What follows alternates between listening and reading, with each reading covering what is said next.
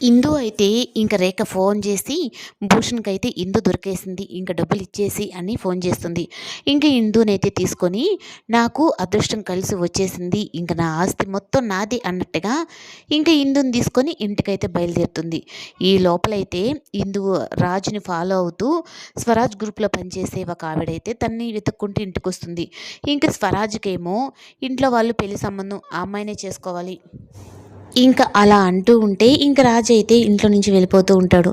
ఈ లోపల ఇంకక్కడికి స్వరాజ్ గ్రూప్‌లో ఉన్న ఆవిడైతే అక్కడికొచ్చి నీతో మాట్లాడాలి. నీ పేరేంటి అన్నట్టు కనుక్కుంటూ ఉంటుంది. ఇంక తను అసలు ఆ విషయం కూడా పట్టించుకోకుండా ఇంక వెళ్ళిపోతాడు. ఇంక చలపతిరావు ఇంట్లోకైతే వెళ్ళి ఇంక తనని అడుగుతుంది. ఇప్పుడు వెళ్ళిన అబ్బాయి ఎవరు అంటే ఎవరు అనేటప్పటికీ ఇంకా చలపతిరావు అయితే ఫస్ట్ అంతా తడబడిన తర్వాత అయితే మాత్రం తను మా కొడుకు కాదు, మేము శ్రీశైలం నుంచి వచ్చేటప్పుడు నెత్తురు గాయాలతో ఆ అబ్బాయి మాకు కనిపించాడు.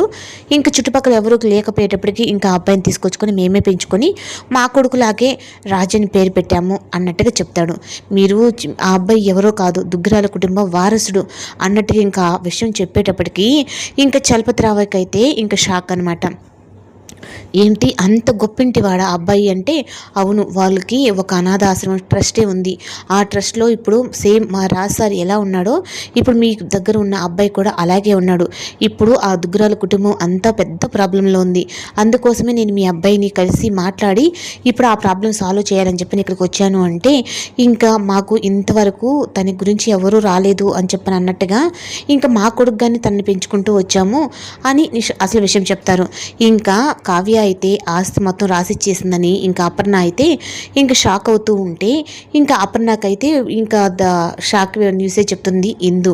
అది ఏంటి అంటే, నేను రాజు అయితే నేను తాళిబట్టి కట్టించేసుకున్నాను నానమ్మ, ఇంకా ఇప్పుడు నేను సంతకం పెట్టినా ఆ సంతకం చెల్లదు అన్నట్టుగా ఇంకా ఇందు అయితే అపర్ణకి చెప్తుంది. ఇంకెవరో కాదు తను కూడా మా నాన్నలాగే సేమ్ అలాగే ఉంటాడు అని అనగానే అపర్ణకైతే స్వరాజ్యే బతుకున్నాడేమో అన్నట్టుగా తనకుంటుంది.